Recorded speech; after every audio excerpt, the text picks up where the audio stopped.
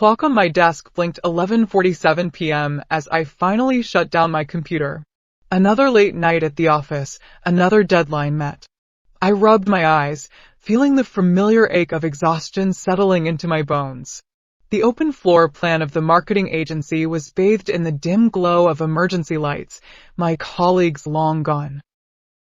As I rode the elevator down to the parking garage, I caught my reflection in the mirrored walls. Sarah Matthews, 32, successful marketing executive. Dark circles under my eyes betrayed the long hours I'd been putting in lately. I straightened my blazer and forced a smile. It was worth it, I told myself. The promotion was within reach. The garage was eerily silent as I made my way to my car, my heels echoing off the concrete. I slid into the driver's seat of my sleek sedan, the leather cool against my skin. The engine purred to life, and I pulled out onto the empty streets of downtown. As I approached the highway, my heart sank. A sea of orange cones and detour signs blocked my usual route. Construction work ahead, a flashing sign announced. Use alternate route. I sighed, checking the time. 12:13 a.m. All I wanted was to get home, kick off these heels, and fall into bed. Reluctantly, I turned onto the unfamiliar detour. At first, the route seemed straightforward enough. I followed the line of cars ahead of me, watching as the city's familiar glow faded in my rearview mirror.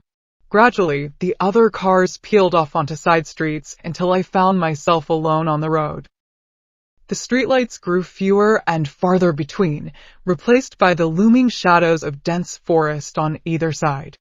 I frowned, glancing at my GPS. The little blue that represented my car blinked uncertainly. Recalculating, the robotic voice announced. Then, silence. I reached for my phone, intending to pull up a map, but the no service message mocked me from the screen. A flicker of unease settled in my stomach. It's fine, I muttered to myself. Just a little detour. You'll be home soon. But as the minutes ticked by, the road seemed to narrow. The trees pressed closer, their branches reaching out like gnarled fingers. I leaned forward, squinting into the darkness ahead. Surely I should have reached a familiar landmark by now? A movement caught my eye, something darting between the trees. I jolted, heart racing. A deer, I told myself. Just a deer. But the shape had seemed too tall, too human. I pressed down on the accelerator, eager to leave this unsettling stretch of road behind.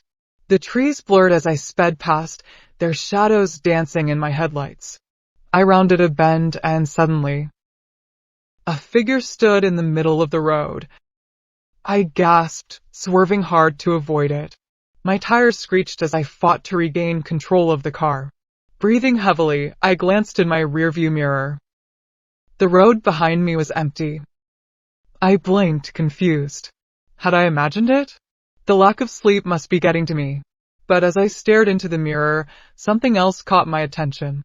The trees, they seemed closer than before, as if they had inched toward the road while I wasn't looking. A chill ran down my spine. This was wrong. All of this was wrong. I pressed harder on the accelerator, desperation building. I needed to find a way out, to get back to familiar territory. But each turn led to another identical stretch of road, the trees pressing ever closer. The branches scraped against my car now, leaving trails in the dust on my windows. And carried on the wind, just at the edge of hearing, I could swear I heard whispers. Whispers that sounded unsettlingly like my name. Sarah. Sarah. Panic clawed at my throat. I yanked the steering wheel, intending to turn back the way I'd come. But as I spun the car around, my headlights illuminated a solid wall of vegetation where the road had been just moments before. No, I breathed. No, no, no. My car sputtered once, twice, and then died, plunging me into darkness. I sat there, frozen, listening to the tick of the cooling engine and my own ragged breathing. Shadows moved outside my car, taking form in the gloom. Faces pressed against the windows, distorted, wrong, yet somehow familiar. With a jolt of horror, I recognized them. My colleague, James, whose project I'd taken over to impress the boss. My friend, Lisa, whose calls I'd been ignoring for weeks. My mother, whose birthday dinner I'd missed last month. Their faces were twisted with sadness and anger, their eyes accusing. Their mouths moved in unison, whispering words that chilled me to my core. "Stay with us, Sarah. You're home now." The car doors locked themselves with a series of ominous clicks. I frantically tried the handle, but it wouldn't budge. Panic surged through me as branches snaked through the partially open windows, wrapping around my arms and legs. Their touch was cold and rough, like the skin of something long dead. I screamed, the sound tearing from my throat, but it seemed to be swallowed by the unnatural stillness of the forest. The branches tightened, pulling me closer to the window where those familiar yet distorted faces pressed against the glass. "Let me go," I yelled, struggling against the woody tendrils. "This isn't real. It can't be real." But the faces only smiled wider, their features stretching in impossible ways. James's eyes bulged, Lisa's mouth split into a grin too wide for her face, and my mother's skin seemed to ripple and shift like water. "You've ignored us for so long, Sarah," they spoke in unison, their voices a horrifying chorus. "Always too busy, always working late. Well, now you have all the time in the world to be with us." The branches pulled harder, and I felt the window glass crack under the pressure. Shards rained down on me as I was slowly dragged towards the opening. I could smell the damp earth and rotting leaves, feel the chill of the night air on my skin. In that moment, facing the horror of what awaited me outside, I had a sudden, stark realization of how I'd lived my life. The missed dinners, the ignored calls, the relationships I'd let wither in pursuit of my career. Was this my punishment? To be trapped here with the ghosts of my neglect? "No," I whispered, then louder, "No. I'm sorry. I'll do better. I'll make time. Please, just let me go." As if in response to my plea, everything stopped. The branches froze, then slowly began to retreat. The faces outside the car faded like mist, their accusing eyes the last to disappear. The oppressive silence lifted, replaced by the normal sounds of a forest at night, wind in the trees, the hoot of a distant owl. My car roared to life, headlights cutting through the darkness. Ahead of me, the road was clear, no trace of the impenetrable vegetation that had blocked my path earlier. With shaking hands, I put the car in drive and pressed the accelerator.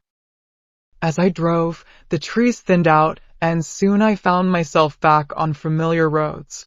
The city lights twinkled in the distance, a welcome sight after the nightmare I'd just experienced. I pulled into my driveway, my home a beacon of normalcy in the night. I sat there for a long moment, trying to process what had happened.